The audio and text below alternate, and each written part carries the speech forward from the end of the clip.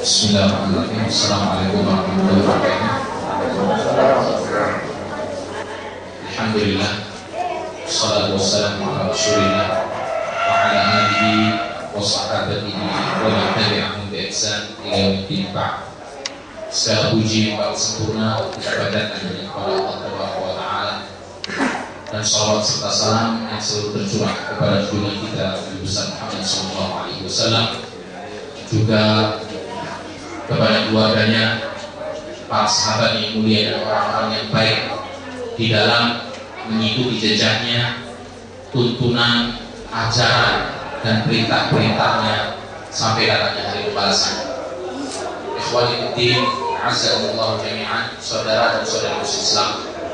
Kesempatan yang mulia keberadaan kita di kota Nabi sallallahu alaihi wasallam tidak kita lewatkan sedikit untuk kita bisa saling mengisi rohani kita, mendengarkan lantunan nasihat-nasihat baik dari firman Allah ataupun sabda Nabi Muhammad SAW. Dan kita meminta kepada Ustaz Sufyan Baswedan pada kesempatan malam hari ini dan ucapan terima kasih yang sebanyak-banyaknya yang telah menyempatkan waktunya walaupun beliau sedang sibuk-sibuknya untuk menyelesaikan tesis doktoralnya, dan kita berdoa semoga Allah Subhanahu wa taala memudahkan beliau di dalam menyelesaikan tugasnya ini, dan semoga ilmunya bermanfaat bagi seluruh umat Islam, khususnya bagi masyarakat Indonesia. Dan tanpa panjang lebar, langsung saja kepada beliau, waktu dan kesempatan kami persilahkan. Tafadhal mashkur. Bismillahirrahmanirrahim. Alhamdulillahi ala ihsanihi wa syukru lahu ala fadlihi wa ihtinanihi. Asyhadu an la ilaha illallah wahdahu la syarika lahu ta'ziman li syanihi, wa asyhadu anna Muhammadan 'abduhu wa rasuluhu da'i ila ridwanihi. Allahumma shalli wa sallim wa barik wa an'im ala nabiyyina wa habibina qurrati a'yunina Muhammad wa ala alihi wa sahbihi wa man ittaba'a hadiyahu wa iqtafa atharahu ila yaumiddin. Amma ba'd, alhamdulillah ikhwani wa akhwati ahibbai fillah. Senang sekali kita bisa dipertemukan oleh Allah Subhanahu wa taala. Dan kali ini bukan di Jeddah tapi di Madinah. Nah, ini juga merupakan nikmat Allah yang patut disyukuri, yang beri taufik dan kesempatan pada kita untuk kembali mengadakan majelis ilmu, untuk bertawassul sabar, bertawassul bil haq, bertawassul sabar, apalagi di kota yang mulia, satu dari dua al-haramain yang tidak ada yang ketiganya di dunia. Ikhwani, mungkin sekedar mengingatkan akan pentingnya thalabul ilm dan betapa berharganya nilai ilmu, baik di mata Allah maupun di mata manusia. Saya akan sedikit bercerita dari nas-nas Al-Quran dan Sunnah Rasulullah SAW yang mudah-mudahan bisa menggugah kembali semangat kita untuk thalabul ilm. Dan ini merupakan salah satu kesempatan yang Allah berikan kepada kita untuk thalabul ilm. Oleh karena itu, mari kita ikhlaskan niat kita semata-mata untuk mencari keridhaan Allah Subhanahu wa taala. Dalam hadis yang diriwayatkan oleh Imam Muslim dari sahabat Abu Hurairah radhiyallahu taala anhu, dan hadis ini juga tercatat dalam Arba'in An-Nawawiyah, kalau tidak salah hadis nomor 26. Hadisnya cukup panjang. Awalnya adalah man adari waliyan faqad adatuhu bil haq. Nah, di penghujung hadis ini Rasulullah SAW mengatakan, wa majtama'a qaumun fi baitin min buyutillah yatluna kitaballah wa yatadarasunahu bainahum illa nazalat 'alaihim sakinah wa ghasyiyatuhum rahmah wa hafathumul malaikah wa dzakarahumullahu fi man indah. Cukup masyhur hadis ini. Dan ini menunjukkan betapa berharganya sebuah majelis ilmu, apalagi kalau itu diadakan di masjid. Walaupun sekarang kita nggak di masjid, dan konteks hadis ini berbicara ketika majelis ilmu itu diadakan di masjid, apa saja kira-kira fadilah yang akan didapatkan? Majtama'a qaumun fi baitin min buyutillah. Tidaklah sekelompok orang itu berkumpul di salah satu rumah Allah, yatluna kitabullah, dan mereka dalam perkumpulan itu yatluna kitabullah, mentilawah kitabullah, membaca sekaligus mempelajari atau meresapi apa yang dibaca. Wa yatadarasunahu bainahum, kemudian saling bertadarus. Banyak orang memahami tadarus itu adalah membaca secara bergilir. Tadarus Al-Quran, baca gantian, ini kemudian sebelahnya giliran gitu. Bukan seperti itu yang dimaksud. Karena tadarus itu secara bahasa artinya saling mengadakan dirasah, saling mengkaji. Yang satu menyampaikan apa yang dia ketahui, kemudian yang lain juga menambahkan apa yang disebutkan, demikian seterusnya. Masing-masing memberikan faedah ilmiah yang dia ketahui dari apa yang dia baca. Itu namanya tadarus. Wa yatadarasunahu bainahum. Apa yang Allah berikan kepada orang-orang yang seperti ini? Nazalat 'alaihim sakinah. Akan turun as-sakinah, perasaan tenang. Makanya gak heran kalau orang yang datang ke pengajian banyak yang tidur, karena memang enak begitu. Iya, tenang. Liar-liar, sakinah gitu. Wa ghasyiyatuhumur rahmah. Tidak hanya sakinah yang didapatkan, ketenangan, tapi juga diliputi oleh rahmat. Rahmat Allah itu tercurah luar biasa banyaknya kepada orang-orang yang hadir di majelis ini. Yang mudah-mudahan sekarang ini termasuk salah satu darinya. Tidak hanya as-sakinah dan rahmah, wa hafathumul malaikah. Para malaikat itu berkerumun di situ. Tidak mungkin malaikat ini berkerumun untuk mendengarkan layar tancap. Tidak ada. Atau mendengarkan sinetron. Tidak mungkin. Malaikat tidak mungkin berkerumun kecuali untuk sesuatu yang hak, sesuatu yang dicintai oleh Allah. Sebaliknya setan, di mana ada setan ngumpul di situ, malaikat tidak mungkin di situ.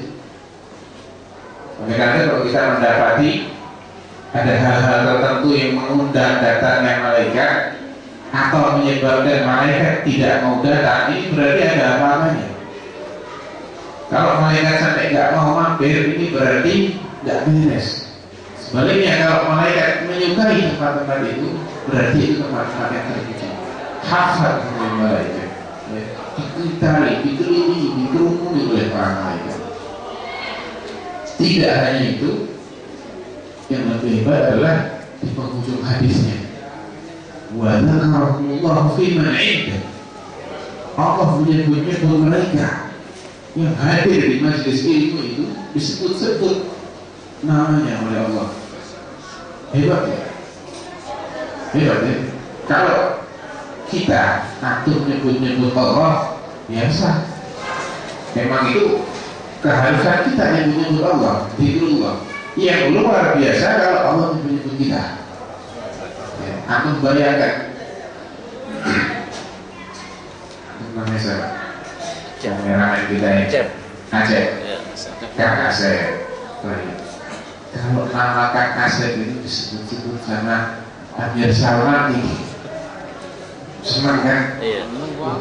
Sampai ketika Amir Salman Kang Asep ini dikenal. Kalau oleh Malik Abdullah lebih hebat lagi. Padahal baru Maliknya Saudi. Kalaupun dunia ini ada rajanya, raja seluruh dunia yang ikut kita, nama kita disebut oleh raja ini luar biasa. Bagaimana kalau yang nyebut itu Allah, Malikul Muluk, Malikul Muluk, penguasa jagat raya, yang bumi ini tidak ada artinya. Mungkin besarnya bumi ini seperti setitik pasir di padang pasir Rukul Khali. Ya, tengah jagat raya tak ada artinya begini. Wadzakarakumullah fi man indah. Dan Allah menyebut orang yang hadir di majelis ilmu itu di kalangan malaikat-malaikat yang ada di sisinya. Luar biasa. Bagi orang yang hadir, makanya luar biasa majelis ilmu ini. Kita harus haris, kita harus antusias untuk hadir di majelis ilmu. Walaupun berat, walaupun ngantuk, walaupun banyak kendalanya, tidak seberapa kalau kita bandingkan dengan kendala yang dihadapi oleh para sahabat dalam menuntut ilmu. Sudah banyak kemudahan yang Allah berikan kepada umat Islam hari ini untuk talabul ilmu. Itu salah satu kelebihan yang Allah sebut, yang Rasulullah sebutkan dalam hadis yang diriwayatkan oleh Imam Muslim dari sahabat Abu Hurairah. Wa man salaka tariqan yaltamisu fihi ilman sahhalallahu lahu bihi tariqan ila jannah.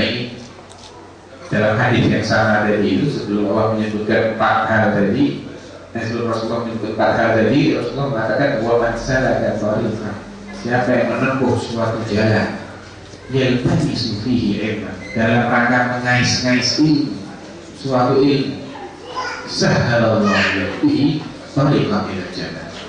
Dengan jalan yang dia tempuh di dunia untuk mencari ilmu tadi, Allah akan memudahkan jalannya untuk mencari jannah.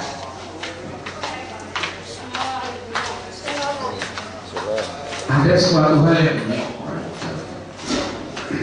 yang menunjukkan bahwasanya siapapun yang berilmu itu terangkat derajatnya. Hatta hayawan, jangan manusia, binatang saja yang berilmu itu derajatnya terangkat di mata syariat. Percaya nggak? Hah? Iya. Percaya, harus percaya. Contohnya, maaf sekali, binatang yang juga dijadikan bahan apa ya? Omongan kotor gitu. Orang kalau dia mau mandi, ya, disebut itu nama binatang itu. Biasanya ya bagor, ya humar, yang parah lagi ya kan hayawan. Ya hayawan. Cuman contohnya di sini adalah kalb ini, anjing. Anjing itu kan najis ya. Najisnya muhallab lagi. Najis kelas berat, nggak cukup dicuci pakai air, harus pakai tanah segala. Ya. Bahkan orang yang melihara anjing selain untuk 3 maksud, untuk berburu, untuk jaga ternak atau untuk jaga tanaman, maka pahalanya tiap hari berkurang 1 gunung Uhud. Nggak tanggung-tanggung berkurangnya. Manita kalban ghaira kalban sayyidin aw zar'in aw masyiatin untuk disami ajlihi kulla yawmin qira', muttafaqun alaih min hadits Abi Hurairah. Siapa yang melihara anjing selain anjing pemburu atau anjing penggembala atau anjing untuk jaga tanaman, tiap hari pahalanya kurang 1 kilo. 1 kilo itu ini sudah Uhud. Pernah lihat Uhud itu 8 kilo kira-kira panjangnya. Nah pahala kita mungkin tidak nyampe segitu. Kalau minusnya sehari segitu gimana juga? Pun demikian, anjing ini tetap kalau dia berilmu lain kelasnya. Anjingnya najis, tapi anjing yang mu'allam seperti dalam surat Al-Maidah ayat 5, ya sekarang agama ada uhilla lahum qul uhilla lakum at-thayyibat. Ayat 4. Mereka bertanya kepada kamu wahai Muhammad, apa yang dihalalkan untuk mereka? Qul uhilla lakum at-thayyibat. Semua yang thayyib, yang baik-baik ini halal buat kalian. Kemudian apa lagi? Nah ini datang di wilayah anjing disebut wa ma'allamtum minal jawarihi mukallibina. Mukallib itu dari kata-kata kalb. anjing yang dilatih. Alam tuh kalian telah memberikan ta'lim kepada anjing, memberikan pengajaran ilmu kepada anjing ini. Bukan diri tu'allimunahunna, berdasarkan lagi ilmu itu. Kalian mengajari mereka, baik itu berupa anjing. Kadang-kadang orang-orang nggak cuma pakai anjing itu pakai burung elang atau pakai macan, faham istilahnya. Bisa juga dilatih untuk berburu. Kemudian yang paling sering adalah anjing. Tu'allimunahunna mimma 'allamakumullah. Kalian mengajarkan sebagian ilmu yang Allah ajarkan kepada kalian itu, kalian ajarkan kepada anjing sehingga menjadi anjing yang terlatih, anjing yang berilmu, bukan anjing bahlul. Ini lain. Kalau dia nangkep binatang buruan halal, tapi kalau anjing bahlul yang nangkep nggak halal, lain statusnya, sama-sama galak. Mungkin kembar, lahirnya bareng, tapi yang ini diajari sehingga menjadi anjing yang masuk dalam kategori anjing terlatih atau anjing yang al-kalbul mu'allam bahasa fikihnya, anjing yang sudah diajari, sudah ikut ngaji. Nggak ada pengajaran anjing, ya cuma sudah diberi pengajaran gitu.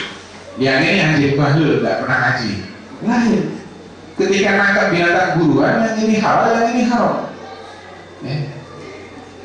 Itu anjing. Contoh lain masih lagi-lagi binatang. Pernah dengar kisah burung hudhud? Burungnya siapa? Burungnya Nabi Sulaiman. Dalam surat An-Naml surat 27 Allah Subhanahu wa taala menceritakan tentang pasukannya Nabi Sulaiman. Wa husyira li Sulaiman junuduhu minal jinni wal insi wat tayri fa hum yuz'un.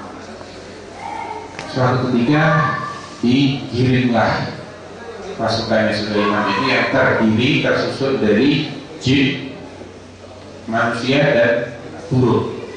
Fahum yuz'un, mereka pun terbagi-bagi, dibagi-bagi dalam, mungkin kalau bahasa sekarang ya mau peleton atau batalion atau satuan ya, batalion burung, batalion jin, batalion manusia. Singkatnya saya lompat beberapa ayat. Wa tafaqada qair, Nabi Sulaiman itu memeriksa pasukan burung. Mungkin kalau gambarannya hari ini seperti apel siaga gitu, diperiksa. Wa tafaqada qair, faqala ma liya la aral. Duh, kok si hudhud nggak kelihatan? Kata Nabi Sulaiman. Akal minal ghaibin, apakah dia termasuk yang ghaib? Jadi ada absensi juga loh. Jadi pengajian itu perlu ada absensi kan? Supaya ketahuan siapa yang kerjanya ghaib ini. Mana dia ghaib? Akal minal ghaibin, apakah dia berani termasuk yang ghaib? Gak izin dulu mau ghaib. Apa kata Nabi Sulaiman? La wa'adhibannahu 'adzaban syadidan. Pasti aku akan azab dia dengan azab yang pedih. Kata ahli tafsir, yaitu dengan dicabuti bulunya satu persatu sampai gundul. Sudah itu dibuang di tempat yang panas, tidak diberi minum sampai mati. Jadi mati pelan-pelan tersiksa, kesakitan dulu, dicabuti bulunya. Allah lah bahan. Ini mati juga, cuma cepat. Yang tadi mati pelan-pelan, yang ini mati cepat, ujung-ujungnya mati semuanya. Atau saya sebeli, atau layak dia nih sultan ini, atau dia bisa mendatangkan sultan yang mubin, artinya hujah, argumentasi yang jelas. Kenapa kok dia sampai ghaib? Kalau nggak bisa bawa alasan yang jelas, sudah terpidana mati. Imam mati cepat atau mati pelan-pelan. Ini sudah di ultimatum seperti itu dengan Nabi Sulaiman. Hudhud miskin, burung yang kecil ini sudah dapat vonis mati. Dia nggak tahu kalau dia vonis mati. Sama kata beliau baik. Tidak lama setelah mengumumkan ancaman tersebut datang si burung. Apa yang pertama kali dibanggakan oleh si burung yang terpidana mati ini? Sama kata Ghairu Ba'idin faqala ahattu bima lam tuhit. Anak tahu apa yang itu belum tahu. Ini burung berani bilang kayak gitu. Ahattu bima lam tuhit. Saya tahu, saya sudah mengetahui sesuatu yang kamu belum tahu. Apa yang dia banggakan? Ilmu. Ilmu yang dia banggakan. Dan itu yang menyelamatkan dia. Yang tadinya sudah bakal mati tadi itu, justru dia selamat. Haqqu bima lam tuhit bih wa ji'tuka min saba'in binaba'in yaqin. Dan aku datang kepada kamu dari negeri Saba. Negeri Saba itu di Yaman sana. Jaraknya ketika itu Nabi Sulaiman di Baitul Maqdis. Antara Saba dengan Baitul Maqdis kan ini Al-Ba'alam, Al-Ba'alam mungkin 3.000-4.000 kilometer jaraknya. Binaba'in yaqin, dengan membawa berita yang meyakinkan. Walaupun kabarnya yang bawa buruk, bukan kabar buruk, tapi kabar yang meyakinkan. Apa kira-kira berita yang dia bawa? Ini menunjukkan ilmu yang tadi dibanggakan itu apa sih? Seperti apa sih ilmu yang dibanggakan oleh si burung hudhud ini? Inni wajadtu imra'atan tadhiku. Ini burungnya memang saya akui provokator, pinter, malas-malas pinter. Inni wajadtu imra'atan tadhiku. Aku mendapati seorang perempuan yang menjadi malikah, menguasai rakyatnya, menjadi ratu.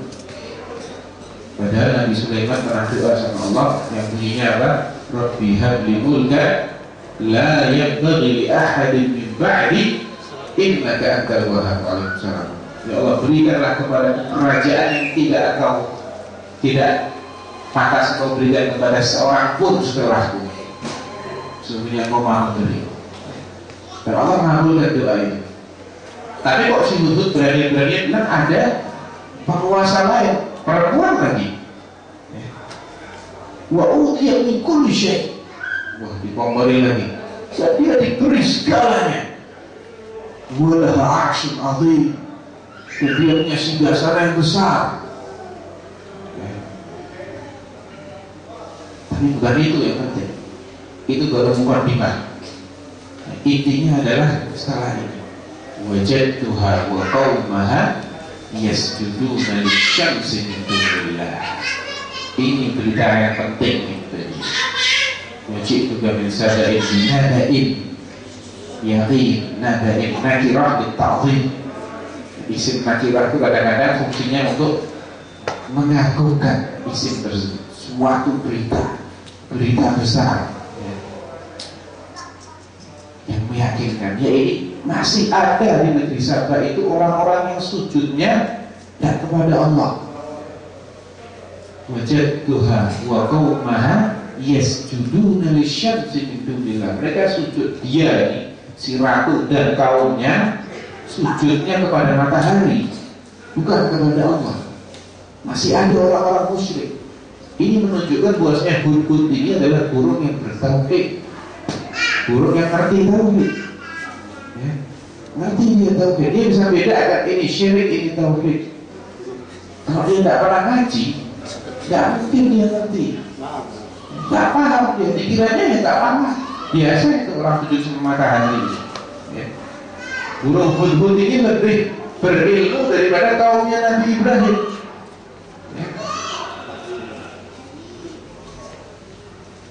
Wajadtuha wa qaumaha yasjuduna lisyamsi min dunillah wa zayyana lahum asy-syaitanu a'malahum. Dan setan itu menjadikan perbuatan mereka yang sujud kepada matahari itu indah di mata mereka. Fasaddahum 'anis sabili fahum la yahtadun. Sehingga mereka pun dihalangi dari jalan yang benar sehingga tidak dapat hidayah. Singkatnya, ternyata berita yang dibawa adalah berita yang menggemparkan bagi Nabi Sulaiman. Karena misi dakwah para nabi itu apa? Menegakkan tauhid dan membasmi syirik. Kalau masih ada kelompok orang di belahan dunia yang masih terjerumus dalam syirik, maka berarti ini menjadi tanggung jawab si nabi itu. Oleh karena itu segera Nabi Sulaiman mengklarifikasi kabar burungnya Hudhud ini tadi dengan melayangkan sebuah surat.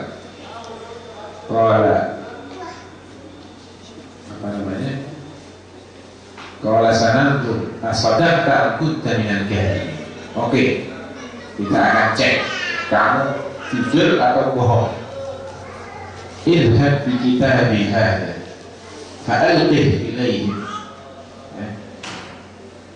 thumma anzur madza yarji'un. Bawa kitab artinya tulisan, bukan kitab jilid itu, bukan surat artinya ya. Bawa suratku ini dan campakkan ke mereka atau lemparkan ke mereka dan lihat apa jawaban mereka nanti. Ya, singkat ceritanya seperti itu. Jadi si Hudhud ini karena dia tahu bahwa dia membawa suatu pengetahuan yang sangat penting, artinya masih ada manusia-manusia yang musyrik, itu menyelamatkan dia dari hukuman mati, bahkan mengabadikan namanya. Ya.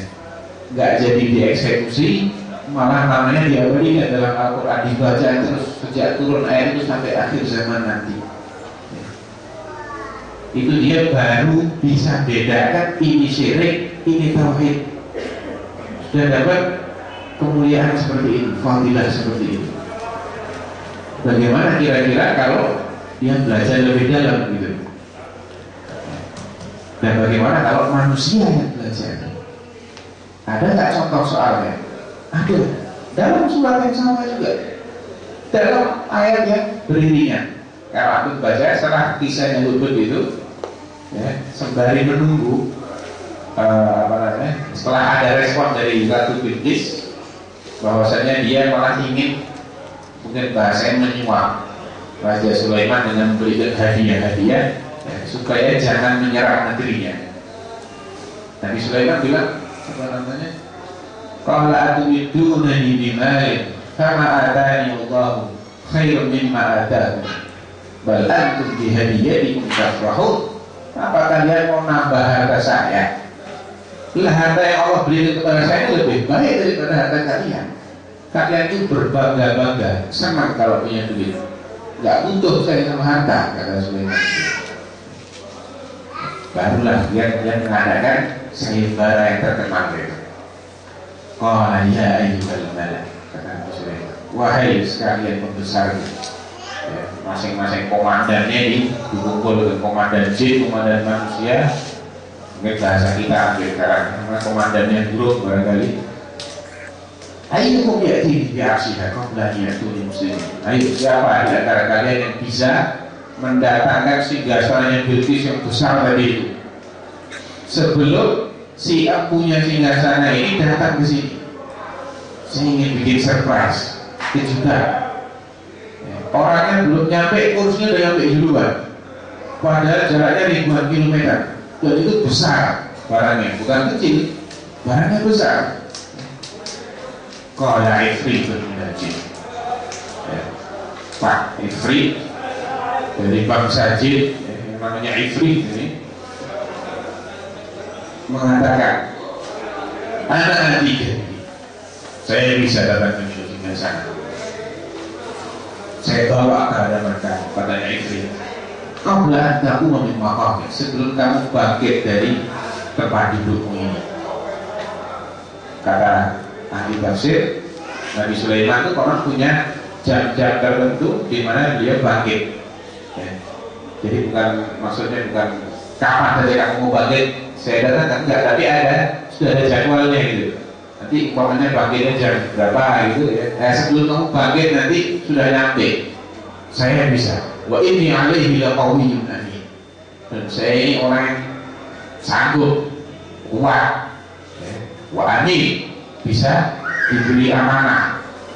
Al-quwwah wal amanah ini modal untuk seorang yang diserahi tugas itu, dia harus sanggup, punya kapabilitas dan punya kredibilitas.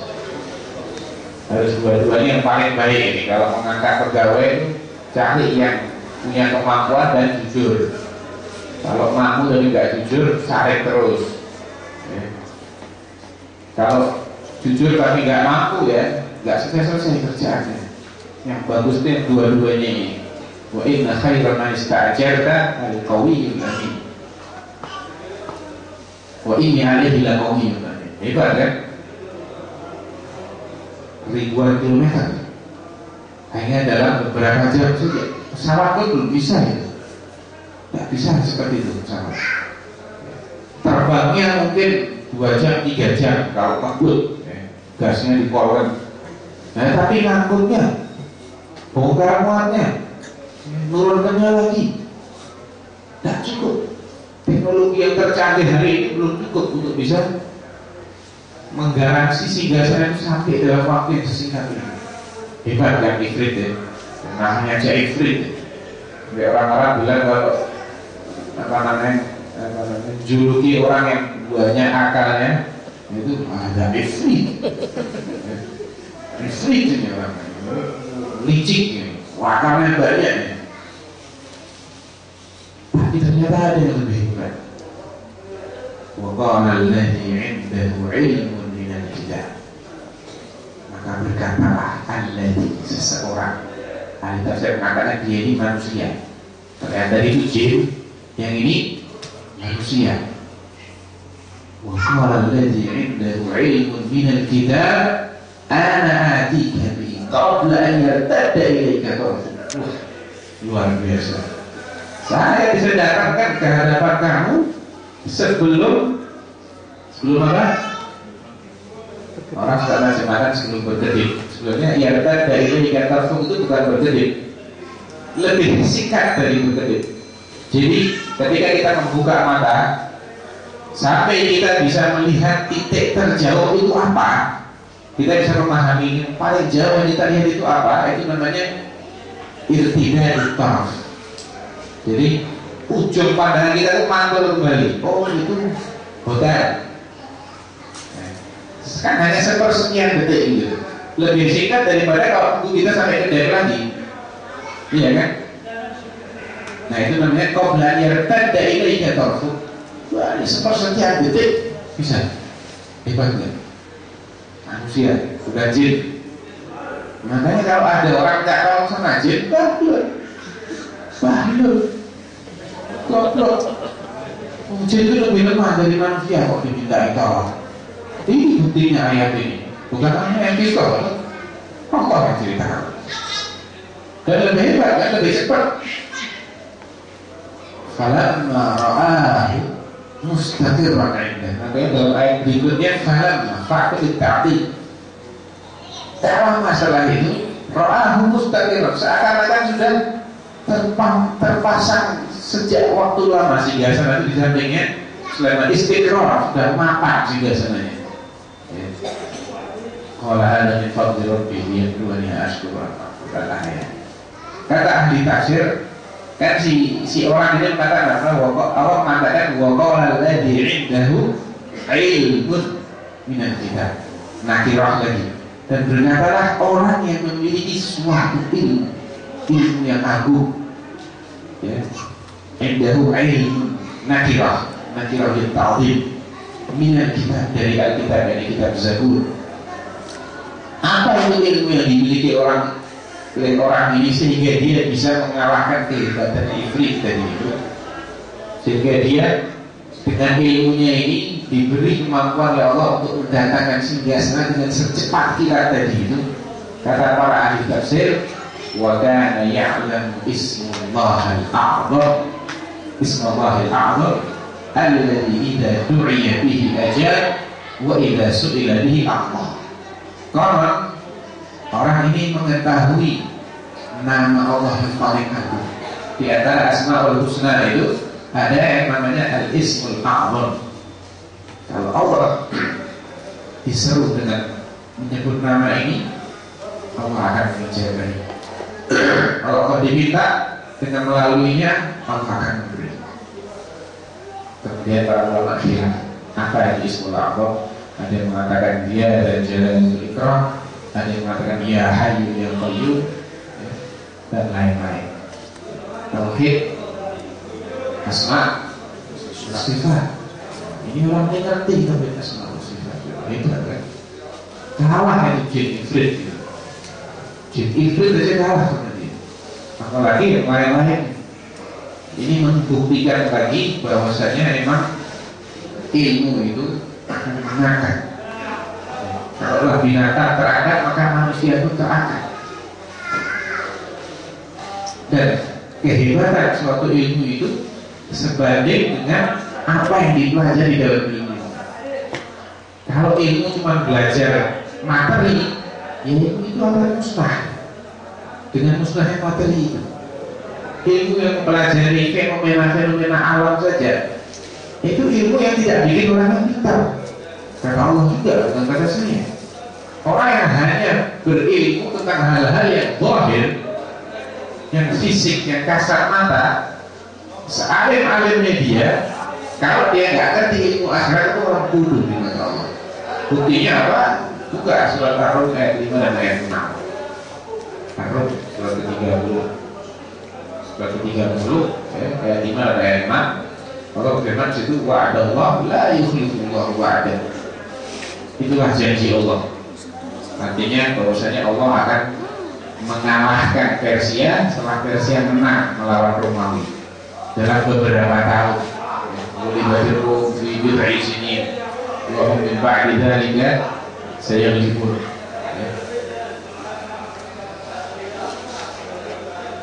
Wa hum min ba'di ghalabihim sayaghlibun. Dan mereka alif lam mim ulibahiru, kaum Rom telah dikalahkan. Wa hum min ba'di ghalabihim sayaghlibun fi bid'i sinin. Dan setelah mereka terkalahkan, mereka akan mengalahkan musuhnya itu, yaitu Persia. Kapan? Fi bid'i sinin, dalam beberapa tahun, 3 sampai 10 tahun. Lillahi al-amru min qablu wa min ba'du wa yawma idzi yafrahul mu'minuna bi nasrillah yansuru man yasha wa huwal azizur rahim. Wa'adallah, ayat yang kelima. Inilah janji Allah. La yukhlifullahu wa'dah. Dan Allah tidak akan menyelisih janji, tidak akan ingkar janji. Walakinna aktsarun nasi la ya'lamun. Tapi kebanyakan manusia itu la ya'lamun, tidak tahu, alias bodoh. Kebanyakan orang itu bodoh, kata Allah. Siapa orang-orang yang bodoh itu ya Allah? Ya'lamun. Iya. Orang yang bodoh kok ya'lamun katanya. Berikutnya ini, walakin aktsarun nasi la ya'lamun, ya'lamuna zahiran minal hayatid dunya. Mereka mengetahui tapi yang zahir saja. Ya ilmu-ilmu dunia ini lah, ilmu-ilmu bumi, ilmu alam, yang lain-lain ini mereka tahu semua itu. Ya alamuna zahiran minal hayatid dunya, dari kehidupan dunia ini. Wa hum 'anil akhirah itu ghafilun, tapi mereka lalai terhadap masalah akhirat mereka. Jadi ini orang yang dikatakan orang yang la ya'lamun. Oleh karena itu, ilmu yang paling asasi itu adalah ilmu yang mengajarkan kepada kita bagaimana kita ini mendapatkan nasib yang baik di akhirat nanti. Silahkan belajar ilmu dunia, tapi jangan sampai itu melalaikan kita. Karena kalau kita sampai lalai gara-gara ilmu dunia, itu kita orang-orang bodoh. Ya namun zahiran minal hayatid dunya wa hum 'anil akhirati hum ghafilun. Tapi mereka lalai terhadap akhirat.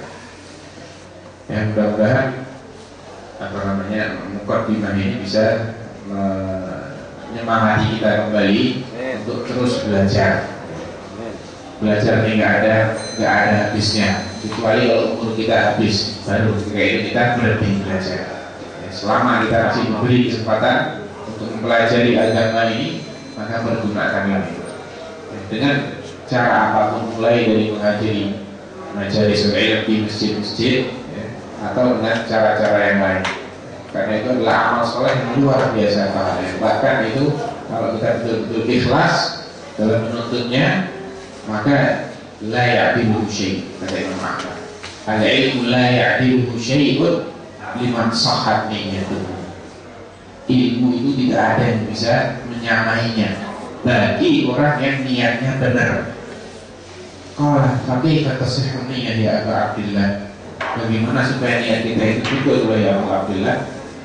Yanwi raf'al jahli an nafsihi wa an ghairihi, yaitu apabila dia meniatkan dengan talabul ilm tadi itu untuk mengangkat kejahilan dari dirinya dan dari orang lain.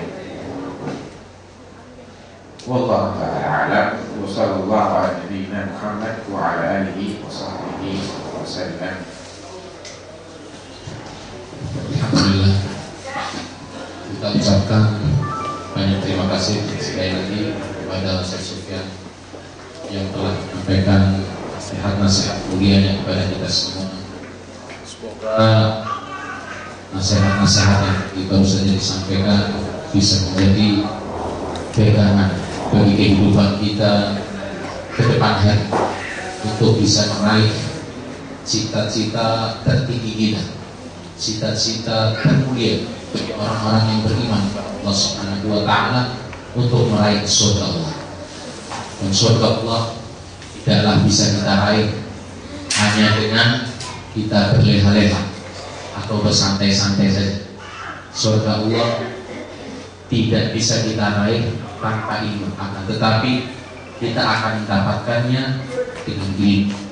Karena seperti sering kita pelajari, syarat sah peribadahan kita kepada Allah adalah kita ikhlas melaksanakan ketaatan amal soleh ibadah tersebut kepada Allah, dan yang kedua kita tunaikan sesuai dengan prosedur tuntunan yang telah dicontohkan oleh Nabi kita Muhammad SAW. Itu artinya adalah kita berilmu tentang setiap perintah dan ketaatan yang telah ditetapkan kepada kita oleh Allah Subhanahu wa Ta'ala melalui utusan Muhammad sallallahu alaihi wasallam.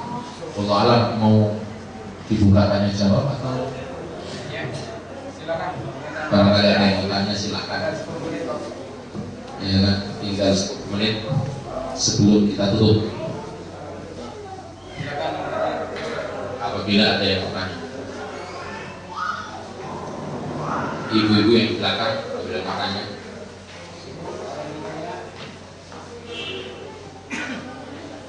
Atau sudah pada kecapean? Ya, silakan. Tips supaya kita itu nggak males-malesan gitu, baik menuntut ilmu atau menjalankan ilmu yang kita dapat. Terima kasih.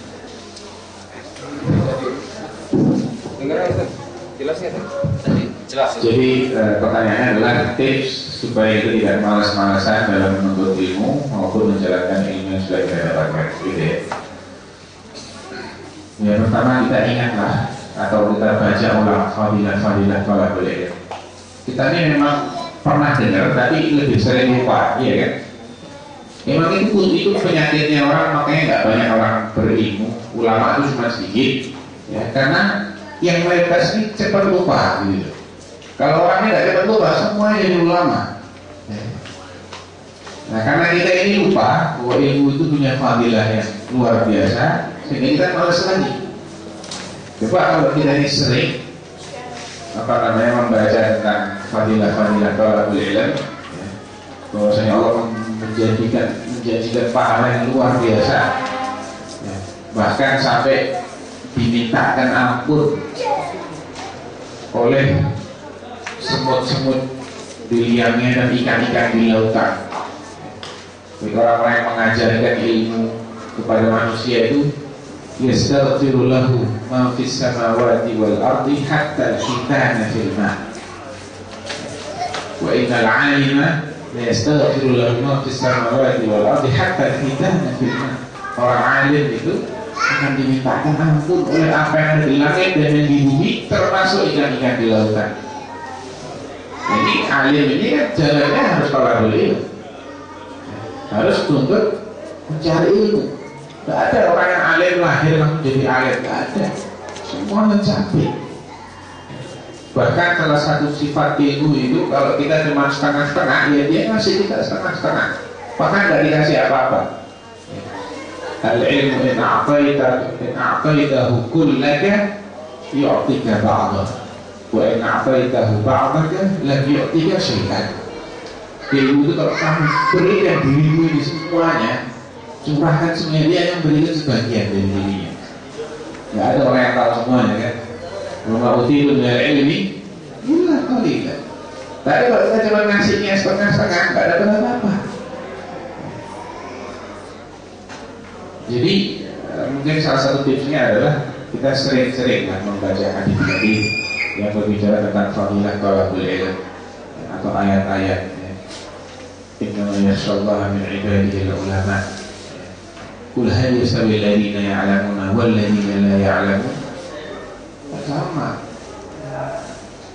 Kemudian ketahui juga bahwa ilmu itu adalah perisai pertama yang bisa menyelamatkan kita di tengah badai fitnah. Dan kita ini sekarang hidup di zaman yang sangat gencar dengan fitnah, baik fitnah syahwat maupun fitnah syubhat. Berbagai macam aliran sesat. Kalau aku di sini nggak seberapa, tapi kalau pulang ke Indonesia itu luar biasa ya. Dan yang bisa menjaga kita dari terjerumus itu adalah ilmu. Jangan merasa, wah kalau orang belum tahu kan dapat udzur kan. Orang jahil itu kan ma'dzur. Iya jahil, bukan mu'rid. Kebanyakan orang sekarang ini bukan jahil. Kalau jahil dia belum tahu, dia baru belajar tapi belum tahu, dalam proses masih. Kalau mu'rid ini dia berpaling, dia nggak mau tahu. Nah ini yang banyak dijangkiti atau yang banyak menjangkiti umat Islam. Kalau orang nggak mau tahu, dia nggak peduli gitu. Coba sama ilmu agama itu coba. Ini nggak dapat udzur, nggak dapat udzur dia. Bahkan dia akan diberi hukuman oleh Allah di dunia. Wa man a'rada 'an dzikri fa inna lahu ma'isyatan dhankan wa nahsyuruhu yawmal qiyamati a'ma. Qala rabbi lima hasyartani a'ma wa qad kuntu basira. Qala kadzalika atatka ayatuna fanasitaha wa kadzalika al-yawma tunsa. Wa man a'rada 'an dzikri, siapa yang berpaling dari mengingatku, mengingat sifat-sifatnya, mengingat syariatnya, alias mempelajari dinnya. Karena majelis ilmu itu juga dinamakan majelis dzikir. Ahlul ilm itu dinamakan ahlul dzikir. Fas'alu ahlul dzikir in kuntum la ta'lamun. Makanya wa man a'rada 'an dzikri itu juga berkaitan dengan masalah ilmu. Orang tidak mau belajar, tidak mau mempelajari apa yang dibawa oleh Allah, yaitu Al-Quran ini, dan juga sunnah Rasulullah. Karena dua-duanya adalah wahyu. Fa inna lahu ma'isyatan dhanka, maka baginya kehidupan yang sempit. Dan nanti di hari kiamat, di padang mahsyar, nahsyuruhu yaumal qiyamati a'ma, buta. Dia dikirim dalam keadaan buta, sudah tidak ada petunjuk, buta pula dia nggak bisa melihat. Qala rabbi lima hasyartani a'ma, kenapa engkau mengirimku dalam keadaan buta? Wa qad kuntu basira, padahal dulu aku bisa melihat. Qala kadzalika atatka ayatuna fanasita. Ya, salah kamu sendiri. Dahulu ketika ayat-ayatku datang kepada kamu, nasita, kamu melupakannya, tidak mempedulikannya. Wa kadzalika al-yawma tunsa. Demikian juga hari ini kamu tak dipedulikan, dibiarkan dalam keadaan seperti ini. Oleh karena itu, manfaatkan kesempatan ini. Yang mungkin sekarang ini kita diberi kesempatan lebih besar oleh Allah untuk thalabul ilm. Nggak semudah kalau kita sudah pulang ke Indonesia. Nggak tahu kita. Kesempatan itu mungkin nggak datang 2 kali. Mungkin ada kesempatan tapi nggak ada kesehatan. Mungkin sehat tapi nggak sempat. Atau tersibukkan dengan hal lain yang yang menghalangi kita untuk thalabul ilm. Jadi intinya adalah manfaatkan kesempatan ini, jangan sampai kita sia-siakan. Kemudian ketahui juga bahwa ilmu ini ada konsekuensinya. Ilmu ini ada konsekuensinya. Jangan cuma jadi wawasan saja. Ada ilmu-ilmu yang harus diterapkan. Dan ini kalau nggak kita terapkan sesuai dengan statusnya ya, ada yang rukun, ini mau tidak mau. Ada yang wajib. Nah, ini kalau kita tinggal kita akan dapat sanksi. Ada yang sunnah. Jadi kalau sunnah tinggal kita nggak dapat sanksi, cuman kehilangan fadilah. Nah, kalau kita tidak mengamalkan yang wajib, kita akan dapat sanksi. Sanksinya macam-macam tergantung apa yang kita tinggalkan. Ya, kita ingat-ingat juga bahwasanya hukuman Allah bagi orang yang tidak mengamalkan ilmunya itu seperti apa. Itu termasuk salah satu poin yang akan ditanyakan sebelum kita bisa bergeser dari tempat kita. Salah satunya adalah wa an ilmihi ma amila bihi, apa yang dia amalkan dari ilmunya. Allah Ta'ala. Assalamualaikum warahmatullahi wabarakatuh. Ustaz, ini saya sangat tertarik sekali dengan cerita burung budur tadi. Ini kalau dibandingkan dengan cerita si anjing pemburu ini kan harus pakai didikan, harus dididik biar bisa berburu. Jadi burung budur tadi kok sudah bisa mentauhidkan Allah, karena dia bisa menyampaikan berita kepada Nabi Sulaiman bahwa Ratu Balkis itu telah berbuat syirik, yaitu menyembah kepada matahari. Jadi apa memang sudah Allah ciptakan untuk burung budur khusus ini sudah tahu tentang tauhid, atau memang ada didikan dari Nabi Sulaiman? Oh iya, wah saya nggak berani jawab tanpa ilmunya. Tapi wallahu a'lam, mungkin memang berangkat dari fitrah dari makhluk-makhluk ciptaan Allah ini adalah memang tunduk kepada Allah. Nggak ada makhluk yang sengaja berbuat syirik kecuali jin dan manusia. Selain itu ala tauhid. Tapi yang penting adalah bahwa ilmu ini bisa menyelamatkan dia, itu poinnya. Nah, dia belajar dari siapa? Nah, ini nanti lah. Kita nggak disuruh menggali gitu. Yang jelas dia tahu dan pengetahuannya ini menyelamatkan dia. Bahkan mengangkat namanya dia, itu yang penting. Karena memang Al-Quran tidak menjelaskan apakah dia itu ikut pengajian atau enggak, nggak tahu gitu. Tapi mungkin juga bosnya kan Nabi. Allah mungkin saja.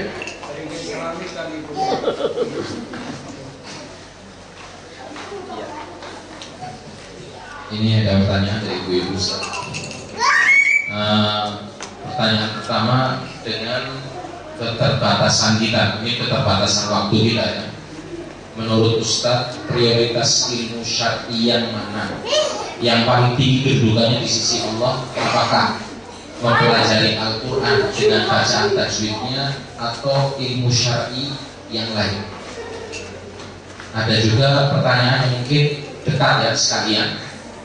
Ustaz, sebatas apa kebutuhan untuk ilmu selain ilmu tauhid dan ilmu syar'i? Bolehkah menuntut ilmu tauhid dimanapun, dan apa standar kebenaran ilmu tauhid? Mengenai skala prioritas, yang jelas ilmu tauhid ini la budda minhu. Ini asasul amal. Tujuan itu diciptakan adalah untuk mewujudkan tauhid. Ini yang harus dipelajari dengan ketiga aspeknya. Kalau yang rububiyah ini insya Allah halal fitrah ya. Jarang sekali ada orang yang mengingkari rububiyah Allah. Hanya perlu dilengkap, disempurnakan. Karena rububiyah ini kadang diimani secara global, tidak secara terperinci. Kemudian yang tidak kalah penting, ada yang lebih penting adalah masalah uluhiyah. Bagaimana supaya kita betul-betul menunjukkan segala macam ibadah kita ini kepada Allah. Itu juga la budda minhu.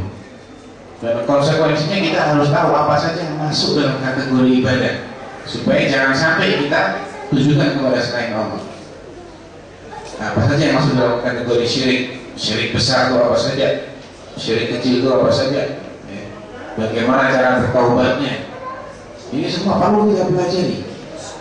Kita pelajari mulai dari yang dasar-dasar. Sudah selesai, naik lagi. Jangan pernah merasa puas. Jangan pernah merasa puas. Bagaimana kita dulu belajar ilmu-ilmu kita nggak puas toh? Masa ada yang puas belajar berhitung dengan modal SD? SMP nggak nambah? Nggak ada. Orang belajar berhitung itu mulai dari tambah, mulai dari nama-namanya angka. Ini 1, 2, 3, kemudian 1 tambah 1, mulai perkalian, tidak ada kuadrat, pembagian, ada logaritma, ada macam-macam. Berkembang terus kan ilmunya. Ada yang protes, dia jadi gitu. Lu kan saya udah diajari dulu. Nggak ada yang protes. Jadi kan juga kita belajar ilmu tauhid ini kan, jangan cuma 1 level. Terus ketika sudah paham yang ini, tingkatkan lagi, mulai mendalami lagi. Ini yang tidak boleh tidak. Kemudian juga setelah tauhid, artinya bukan berarti yang lain kita tinggalkan total, enggak, tapi kita barengi juga. Artinya ada yang harus kita amalkan tiap hari, seperti tata cara sholat, tata cara taharah. Ini juga harus kita pelajari kadar minimalnya. Bagaimana sholat saya dianggap sah? Jadi harus bisa baca Al-Fatihah. Al-Fatihahnya harus benar. Ini termasuk yang wajib. Jadi belajar Quran itu kalau Al-Fatihah wajib hukumnya. Tapi surat-surat yang lain setelah Al-Fatihah sunnah. Karena Al-Fatihah kaitannya dengan keabsahan sholat kita. Demikian juga mempelajari gerakan-gerakan sholat, bacaan-bacaan yang hukumnya juga wajib, itu juga menjadi wajib. Cara wudhu minimal seperti apa wudhu itu dia harus tahu. Bersuci dari hadas besar, mandi janabat bagaimana, dia harus belajar sampai minimalnya. Jadi kalau ini terlewati, mandinya sah. Kalau ini sudah dilaksanakan, wudhunya sah. Wudhu itu empat anggota itu: fasilu wujuhakum wa aydiyakum ilal marafiqi wamsahu bi ru'usikum wa arjulakum ilal ka'bayn. Itu minimal. Ini ilmu-ilmu yang harus dipelajari. Puasa bagaimana? Kalau yang rukun iman rukun Islam yang 5 ini sudah dipelajari dasar-dasarnya, baru dia menghambat ke ilmu yang lain, dikembangkan lagi, ditingkatkan, tauhidnya ditingkatkan lagi, masuk ke asma wa sifat, masuk ke mendalami lebih jauh lagi masalah syirik kecil, syirik besar seperti apa. Ini masuk syirik kecil atau syirik besar, kapan dia syirik kecil, kapan dia syirik besar, tingkatkan terus. Jadi sinergi, nggak ada ilmu yang kita zalimi.